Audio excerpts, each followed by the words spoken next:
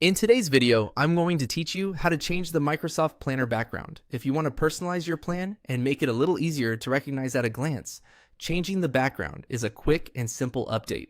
This can be especially helpful if you manage multiple plans and want each one to feel visually distinct. The good news is that the process only takes a moment once you know where to look. To begin, open Microsoft Planner and go to the specific plan where you want to update the background. Make sure you're on the plan's main view so you can access its settings and visual options more easily. Once you're inside the plan, click the plan name at the top of the page.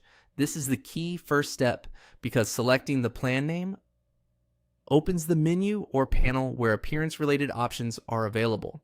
If you don't immediately notice anything changing, just look for the area connected to the plan title, since that's where the background customization options are typically triggered. After that, select one of the suggested backgrounds. Microsoft Planner usually provides a set of built-in background choices that are ready to apply right away. These suggested options are useful because they're designed to work well with the Planner interface, so you can choose a look that adds personality without making the text harder to read.